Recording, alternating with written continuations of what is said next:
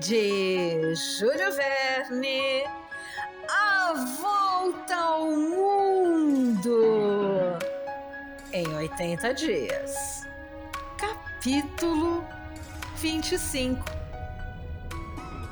Eram 7 da manhã quando Mr. Phileas Fogg, Mrs. Aouda e Passepartout puseram o pé no continente americano, se é que se pode dar esse nome ao cais flutuante em que desembarcaram. Estes cais, subindo e descendo com a maré, facilitam a carga e a descarga dos navios. Neles é que atracam os clippers de todas as dimensões, os steamers de todas as nacionalidades e esses steamboats de muitos andares que fazem o serviço do Sacramento e de seus afluentes.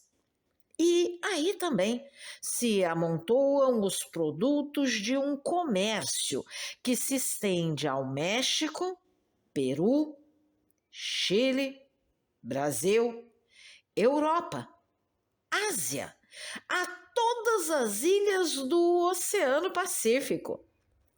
Passepartout, em sua alegria de tocar, afinal, a terra americana, tinha entendido dever fazer seu desembarque executando um salto mortal no melhor estilo. Mas, quando caiu sobre o cais, cujo tabuado estava caronchado, não conseguiu fazer a volta. Todo desconsolado com a maneira pela qual tomara pé sobre o novo continente, o honesto moço soltou um grito formidável que fez voar um grande número de cormorões e pelicanos, hóspedes habituais dos cais móveis. Mr. Fogg, assim que desembarcou, informou-se da hora em que partia o primeiro trem para Nova York. Era às 6 da tarde. Mr. Fogg tinha, pois, um dia inteiro para gastar na capital californiana. Fez vir um veículo para Mrs. Aouda e para si. Passepartout subiu para a boleia e o veículo, a $3 a corrida, dirigiu-se para o International Hotel. Do lugar elevado que ocupava, Passepartout observou com curiosidade a grande cidade americana. Ruas largas, casas baixas bem alinhadas, igrejas e templos de um gótico anglo-saxão, docas imensas, armazéns como palácios, uns de madeira, outros de tijolo. Nas ruas, carruagens numerosas, ônibus, cars de tramways e sobre as calçadas encobertas, não apenas americanos e europeus, mas também chineses e indianos. Enfim, o necessário para compor uma população de mais de 200 mil habitantes. Passepartout ficou muito surpreso com o que viu. Ele estava ainda na cidade legendária de 1849, na cidade dos bandidos, dos incendiários e dos assassinos, vindos em busca das pepitas. Imenso Cafarnaum de todos os desclassificados, onde se jogava ouro em pó, um revólver numa mão e um punhal na outra. Mas esse bom tempo já tinha passado. São Francisco apresentava o aspecto de uma grande cidade comercial. A alta torre da municipalidade, onde vigiavam os sentinelas, dominava um conjunto de ruas e de avenidas que se cruzavam em ângulos retos, entre as quais se abriam praças verdejantes.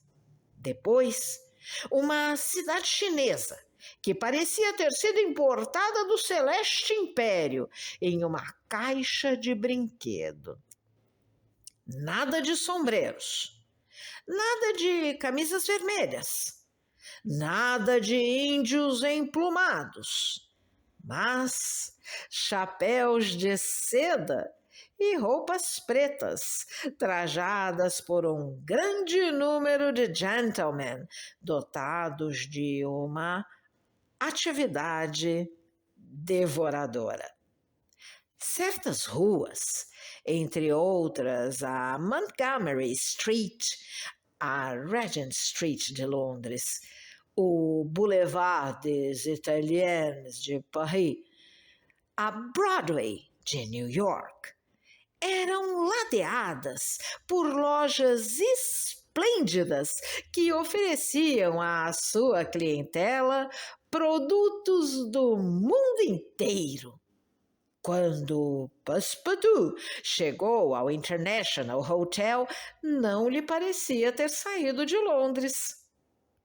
O resto do chão do hotel era ocupado por um imenso bar, espécie de café-restaurante gratuito, aberto a todos, que poderiam ali consumir carne seca, sopa de ostras, biscoitos e Chester, sem terem que abrir a carteira. Só se paga pela bebida. Ale, Porto ou Xerez, se sua fantasia o levar a beber algo. Passepartout achou isso muito americano. O restaurante do hotel era confortável. Mr. Fogg e Mrs. Aouda sentaram-se a uma mesa e foram abundantemente servidos em pratos liliputianos por negros do mais belo negro. Depois de almoçar, Phileas Fogg, acompanhado de Mrs. Aouda, deixou o hotel para ir ao consulado inglês visar seu passaporte. Na calçada, encontrou o criado, que lhe perguntou se, antes de pegar a estrada de ferro do Pacífico, não seria mais prudente comprar algumas dúzias de rifles Enfield ou de revólveres Colt. Passepartout ouvira falar de Sioux e de ponies que param os trens como simples ladrões espanhóis. Mr. Fogg respondeu que era uma precaução inútil, mas deu-lhe liberdade para agir como bem lhe aprouvesse. Depois, dirigiu-se para o escritório do agente consular. Phileas Fogg nem tinha dado 200 passos quando, pelo maior dos acasos, encontrou Fix. O inspetor mostrou-se extremamente surpreso. Como Mr. Fogg e ele tinham feito juntos a travessia do Pacífico e não tinham se encontrado no navio. Fosse como fosse, Fix não podia deixar de se sentir honrado em tornar a ver o gentleman a quem devia tanto e, como seus negócios o chamavam à Europa, ficaria encantado em prosseguir viagem em tão agradável companhia. Mr. Fogg respondeu que a honra seria sua, e Fix, que insistia em não o perder de vista, Pediu permissão para acompanhá-los na visita a esta curiosa cidade de São Francisco. Foi-lhe concedida. Eis, pois, Mrs. Awoda, Mr. Fogg e Mr. Fix passeando despreocupadamente pelas ruas. Logo, estavam na Montgomery Street, onde a afluência popular era enorme. Nas calçadas, no meio da rua, sobre os trilhos dos tramways, apesar da passagem incessante dos coaches e dos ônibus, no interior das lojas, nas janelas de todas as casas e mesmo sobre os telhados, multidão imensa. Homens sanduíches circulavam na multidão. Bandeirinhas e bandeirolas flutuavam ao vento. Gritos eclodiam por toda parte. Hurra para Camerfield! Hurra para Mannyboy! Era um meeting. Pelo menos foi o que pensou Fix.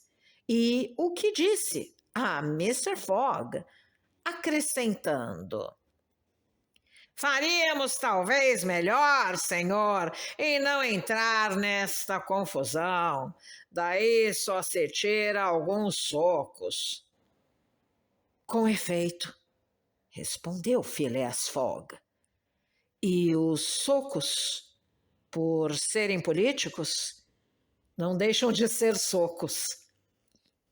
Fix achou que devia sorrir ao ouvir esta observação e, para verem sem se envolverem na bagunça, Mrs. Awoda, Phileas Fogg e ele postaram-se no topo de uma escada que dava para um terraço situado no fim da Montgomery Street.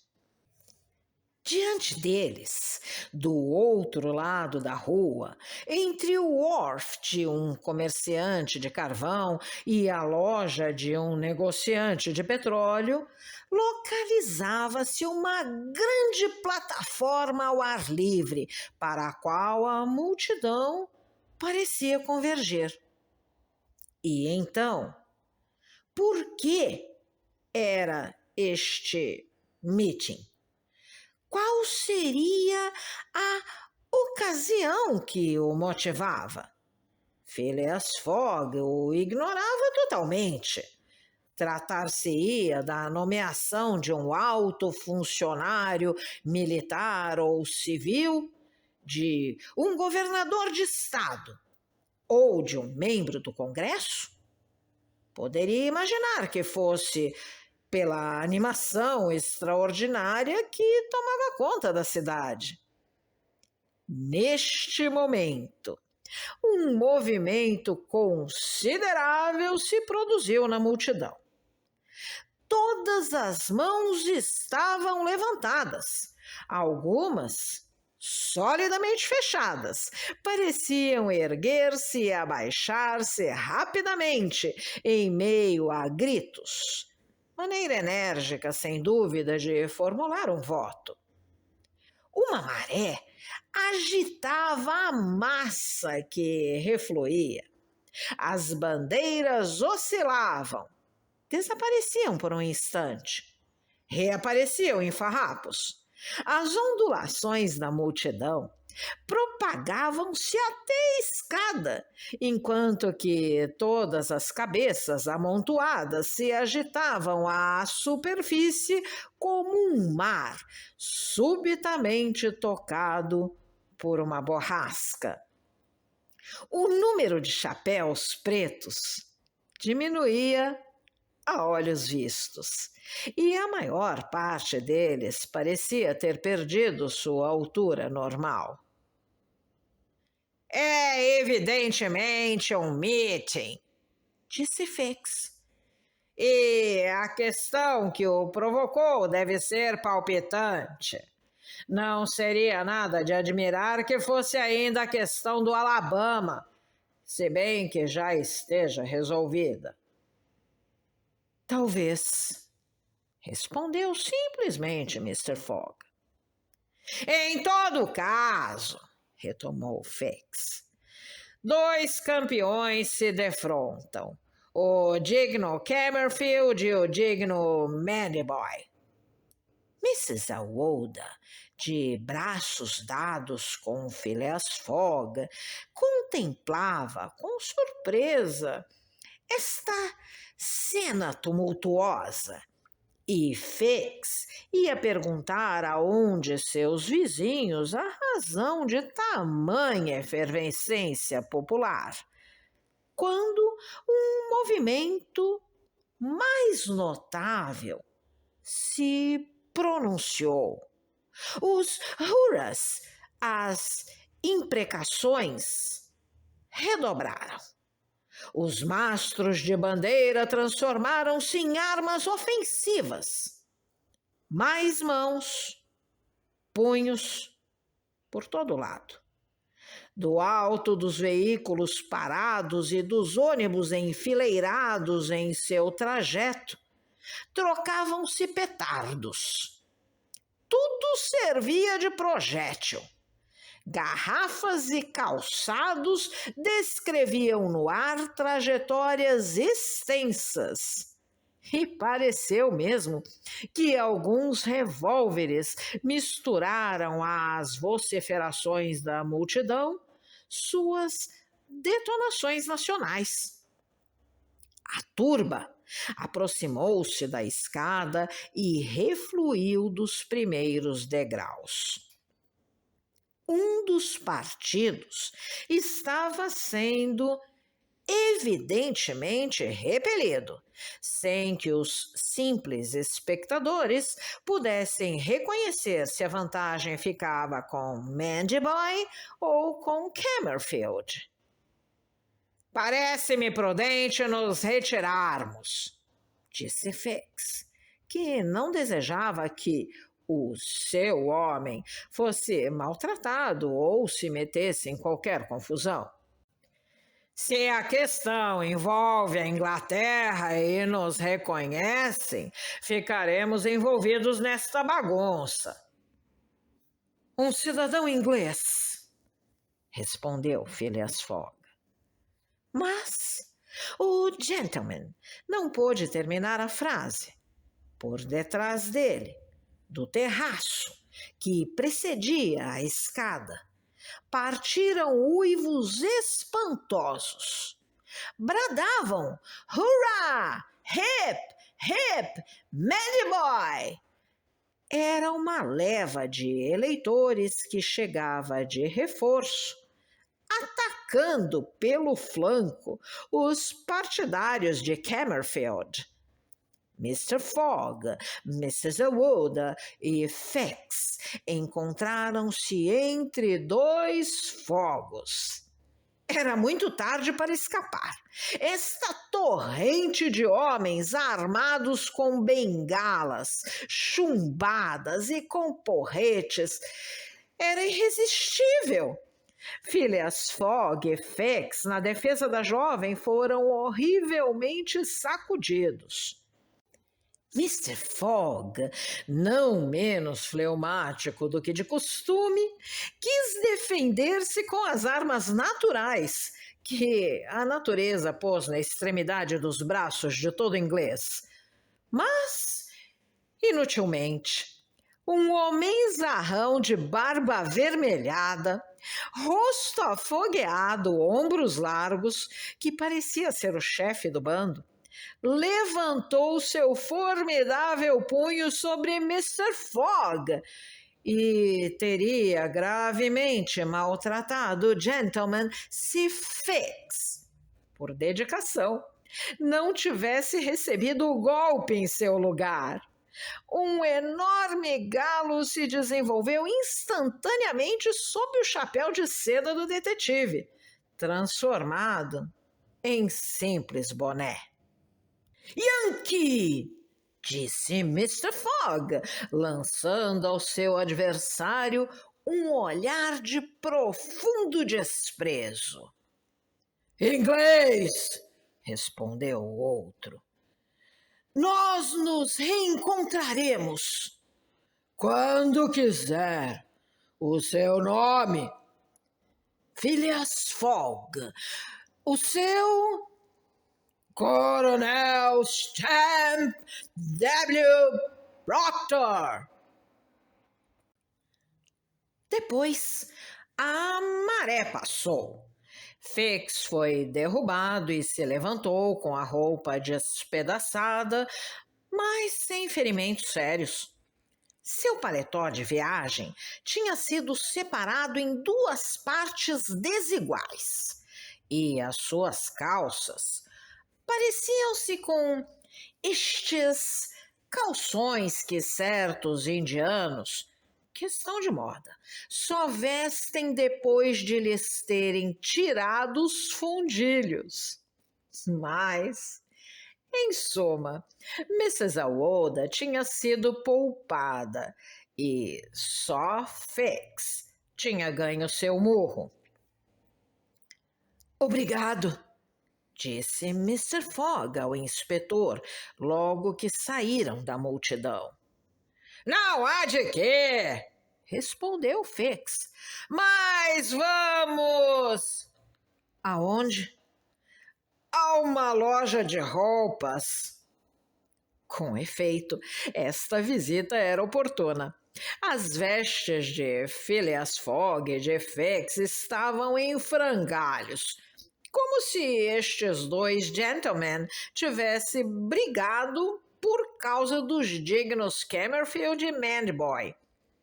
Uma hora depois, estavam convenientemente vestidos e penteados. Em seguida, voltaram ao International Hotel. Passepartout esperava seu patrão, armado com meia dúzia de revólveres de 6 tiros e fogo central. Quando viu Fix em companhia de Mr. Fogg, fechou a cara. Mas Aouda, tendo-lhe narrado em poucas palavras o que se passara, sossegou. Evidentemente, Mr. Fix não era mais um inimigo, era um aliado. Mantinha sua palavra. Quando o jantar terminou, foi trazido um coach que deveria conduzir os viajantes e seus pertences à estação. No momento de subir para o veículo, Mr. Fogg disse a Fix: Voltou a ver o Coronel Proctor? Não, respondeu Fix. Voltarei à América para o reencontrar, disse friamente Phileas Fogg. Não seria conveniente que um cidadão inglês se deixasse tratar assim. O agente sorriu e não respondeu. Mas, como se vê, Mr. Fogg era dessa raça de ingleses que, se não toleram o duelo em seu país, batem-se no estrangeiro quando se trata de defender a honra. Às 6:45, os viajantes chegaram à estação e encontraram o trem prestes a partir. No momento em que Mr. Fogg ia embarcar, avistou um empregado e, chegando-se a ele, meu amigo, disse-lhe, não houve hoje alguns tumultos em São Francisco?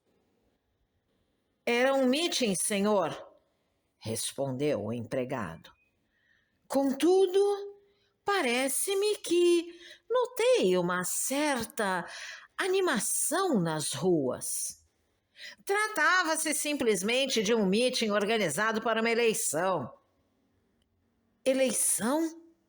Para um cargo importantíssimo, sem dúvida?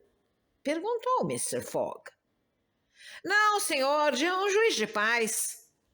Depois desta resposta, Phileas Fogg subiu para o vagão e o trem partiu a todo vapor. Se você gostou desse áudio, deixe seu like, compartilhe, deixe também seu comentário e se inscreva no canal, ativando o sininho para ser avisado dos próximos vídeos. Um grande abraço e até a próxima!